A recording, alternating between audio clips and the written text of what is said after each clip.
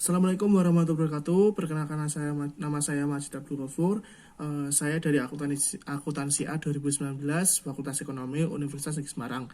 Di sini saya akan menjelaskan mengenai sistem informasi untuk keunggulan kompetitif. Nah, materi yang pertama yaitu mengenai perusahaan dan lingkungan.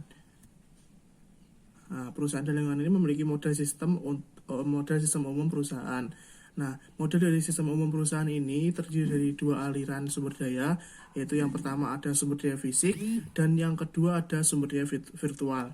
Nah, contohnya kalau sumber daya fisik itu seperti mesin, seperti pegawai maupun uang. Nah, untuk sumber daya virtual ini memiliki contoh seperti internet, informasi, dan ada data seperti itu. Selanjutnya yaitu perusahaan di dalam lingkungannya. Nah, perusahaan dalam lingkungannya itu terdiri dari pemasok, ada pelanggan, kemudian ada tenaga kerja, ada komunitas keuangan, kemudian ada pemegang saham maupun pemilik dari saham tersebut, kemudian ada pesaing, ada pemerintah, dan yang terakhir ada komunitas global. Nah, yang ketiga yaitu aliran sumber daya lingkungan. Nah, aliran sumber daya lingkungan ini yang sering terjadi adalah aliran informasi dari pelanggan, kemudian ada aliran informasi bahan baku dari pelanggan juga, kemudian ada aliran dari pemegang saham, dan yang terakhir ada aliran bahan baku dari pemasok, seperti itu. Nah, selanjutnya yaitu mengelola sumber daya fisik, mengelola sumber daya fisik atau manajemen rantai pasokan. Nah, manajemen rantai pasokan ini biasa disebut dengan supply chain management. Nah, dalam rantai pasokan ini atau supply chain management ini terdapat 9 kegiatan. Nah, 9 aktivitas ini terdiri dari ada meramalkan permintaan pelanggan, kemudian ada membuat jadwal produksi, kemudian ada menyiapkan jaringan transportasi, kemudian ada memesan persediaan pengganti, kemudian ada menerima persediaan, mengelola persediaan, kemudian ada melakukan produksi, dan yang kedua terakhir adalah melakukan transportasi sumber daya sumber daya dari pelanggan maksudnya, dan yang terakhir ada melacak aliran sumber daya dari pelanggan.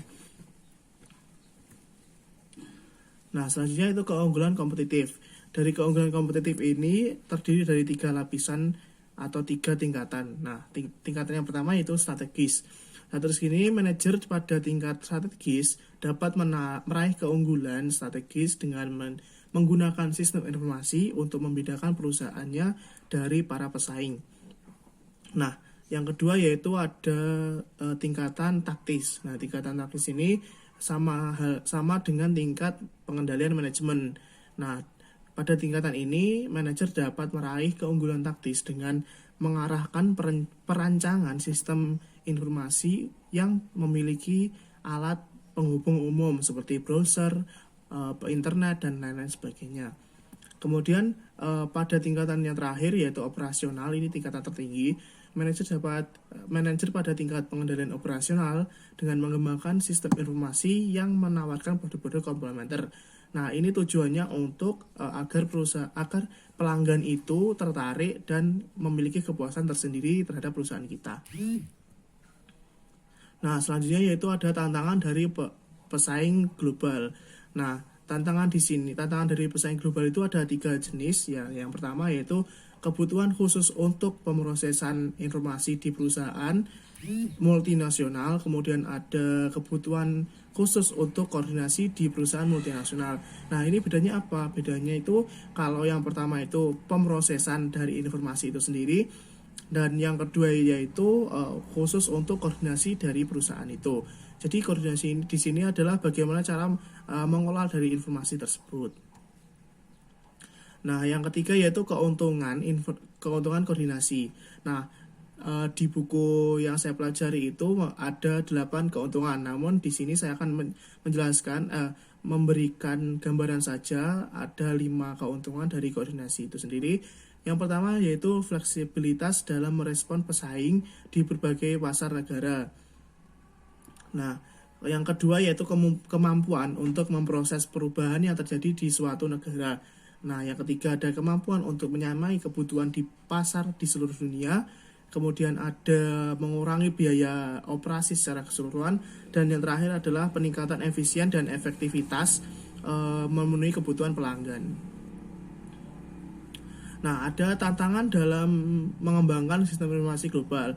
Nah, tantangan ini terdiri dari 4 tantangan yang cukup signifikan dan cukup sulit tantangannya ya.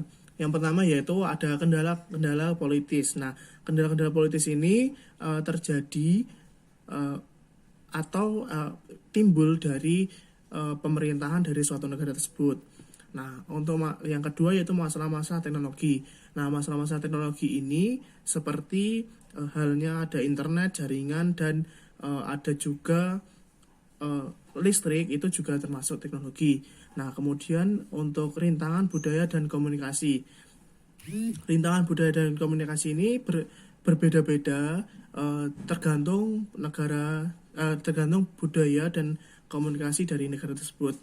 Nah, yang terakhir adalah kurangnya dukungan dari manajemen anak perusahaan. Nah, yang kedua, yang materi selanjutnya yaitu manajemen pengetahuan.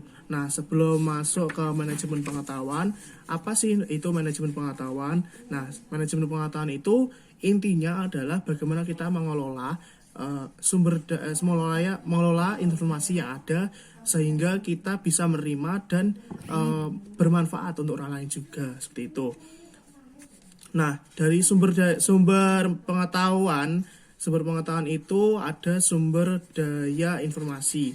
Nah, dari sumber daya informasi ini apa saja sih dari sumber daya informasi itu? Yang pertama yaitu piranti keras komputer. Nah, yang kedua yaitu ada piranti lunak komputer, kemudian ada spesialis informasi, kemudian ada pengguna, ada fasilitas, ada database, dan yang terakhir ada informasi. Nah, manajemen pengetahuan itu juga memiliki dimensi informasi. Nah, dimensi informasi ini ada 4 dimensi dari yang buku yang saya pelajari, yaitu mengenai yang pertama ada relevansi, kemudian ada akurasi, kemudian ada ketepatan waktu, dan yang terakhir ada kelengkapan. Selanjutnya yaitu perencanaan strategis untuk sumber daya informasi. Nah, perencanaan ini ada 2 perencana yang harus suatu perusahaan itu lakukan. Yang pertama ada perencanaan strategis bagi perusahaan itu sendiri, kemudian ada perencanaan strategis untuk area bisnis. Nah, gitu.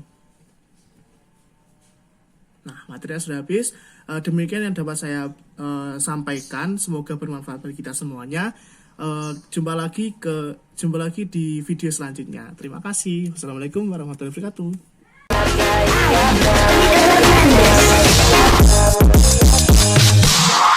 Jujur kesata sayang, kita ndak berdusta, menghargai akal, jadi kita lupa.